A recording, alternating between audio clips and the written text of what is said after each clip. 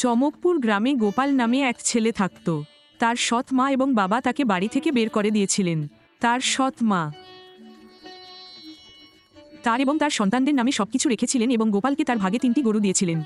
গোপাল সুশিক্ষিত ছিল, কিন্তু চাকরি না পাওয়ার কারণে সে সিদ্ধান্ত নিয়েছিল যে এখন সে এই 3টি গরুর যত্ন নেবে এবং তাদের দুধ বিক্রি করে তার ব্যবসা চালাবে। এখন আমি সম্পূর্ণ একা, গো মাতা।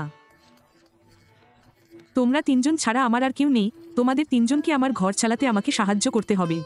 3টি গরুই খুব শক্তিশালী এবং ছোট ছিল এবং একে অপরের বোন ছিল। চম্পা, চামেলি এবং ময়না। ময়না ছিল সবচেয়ে বড় এবং বুদ্ধিমান গাভী। চম্পা গর্ভবতী ছিল এবং চামেলি সবেমাত্র বাচ্চা দিয়েছে। সে দুধ দিচ্ছিল, যার দুধ বিক্রি করে গোপাল তার সংসার চালাতে পেরেছিল। কিন্তু এখন গোপালের চম্পা এবং ময়নার উপর পূর্ণ বিশ্বাস ছিল যে যখন তাদের সন্তান হবে তখন তারা প্রচুর দুধ দিতে শুরু করবে এবং যার ফলে তার ব্যবসা ভালোভাবে স্থাপিত হবে। দেখো চামেলি দিদি, আমাদের 3জনের কাছ থেকে আমাদের মালিকের অনেক প্রত্যাশা আছে। হ্যাঁ চম্পা, আমি শুনেছি। আমাদের কাছ থেকে মালিকের অনেক প্রত্যাশা আছে এবং কেন নয়। কর্তা আমাদের উপর এত সময় ব্যয় করেন এবং আমাদের এত যত্ন নেন, তিনি আমাদের এত খাওয়ান এবং তারপর যদি আমরা মালিকের প্রত্যাশা পূরণ না করি তাহলে আমাদের জীবনের জন্য লজ্জা। তুমি ঠিক বলেছ বোন, চলো আমরা মালিকের জন্য কিছু করব।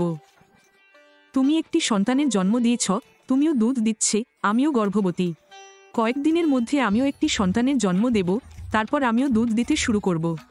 কিন্তু এই ময়না দিদিকে দেখো, সে আমাদের দুজনের চেয়ে বড়, সে এখনও দুধ দেয়নি, একবারও বাচ্চা হয়নি পাই আজ পর্যন্ত। তার কর্তব্য কি তার মনিবের জন্য কিছু করা নয়? সে বড়, তার মনিবের জন্য আমাদের চেয়ে বেশি করা উচিত ছিল। কিন্তু ছোট হয়ে আমরা এত ভাবছি। তোমরা দুজনেই কেন এটা বলছো? তুমি কি ভুল বলছো? আমরা ঠিক বলছি। তুমি এত বছর ধরে বন্ধা, তুমি এটা কিভাবে বলতে পারো? তুমি সন্তান দেবে কি দেবে না তা আমার হাতে নেই। আমিও মা হতে চাই, আমিও দুধ দিতে চাই এবং মনিব আমার দুধ থেকে কিছু সুবিধা পাবে। আরে তুমি কি এমন সন্তান দেবে যা তুমি এত বছর ধরে করতে পারোনি?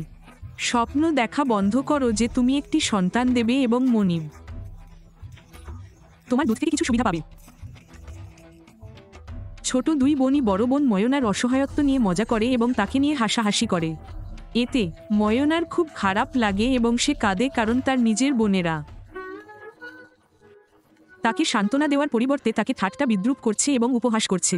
তারপর একদিন গোপালের প্রতিবেশী তাকে বলে, গোপাল, তোমার 2টি গরু ঠিক আছে, একটা গরুর কি হবে? তুমি এর থেকে কোনো লাভ পাচ্ছ না কেন? তুমি এটা বিক্রি করো না? না ভাই, কেন বিক্রি করো?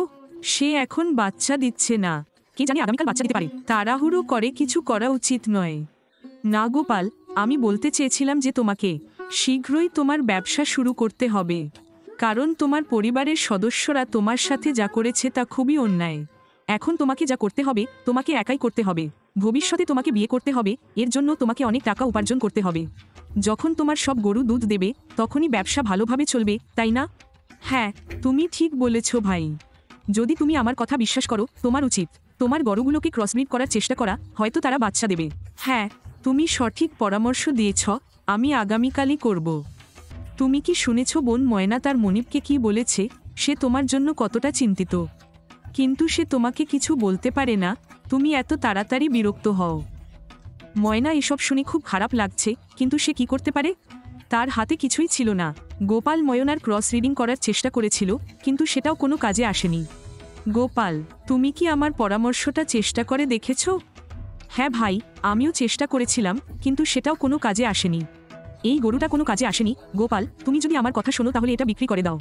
আমি ভাবছি আমি আবারও ক্রস রিডিং করার চেষ্টা করব। হয়তো কিছু একটা হবে, দেখা যাক, কিন্তু আমার মনে হয় না। দেখ, এই লোকেরাও জেনে গেছে যে তুমি বাচ্চা দিতে পারবে না, তুমি বন্ধাত্মই থেকে যাবে। তুমি ঠিক বলেছ দিদি, এত চেষ্টা করার পরেও তুমি বাচ্চা পাচ্ছ না, তাহলে এখন কি হবে? গোপাল আবার ময়নাকে ক্রস ব্রিড করাই। 2 বোন চম্পা এবং চামেলি ময়নার বন্ধাত্ব নিয়ে মজা করে এবং তাকে নিয়ে হাসাহাসি করে। তারপর একদিন ময়না চামেলির বাচ্চা নিয়ে খেলছিল, যখন চম্পা এটা দেখে। হ্যাঁ চামেলি দিদি, দেখ ময়না দিদি তোমার বাচ্চার সাথে কি করছে। আমি বুঝতে পারছি না, তুমি কিভাবে তোমার সন্তানকে এই বন্ধা মহিলার কাছে রেখে যেতে পারো? আমার সন্তান জন্মের পর আমি